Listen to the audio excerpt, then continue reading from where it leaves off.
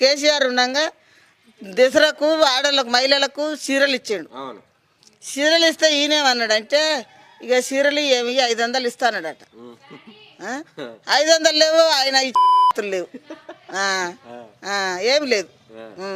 తిన్నప్పుడు తినమంటాం అయ్యా, మరి తినని ముచ్చట ఎందుకంటే నీ పేరు పొగడాలని అవసరం ఉంది మాకు.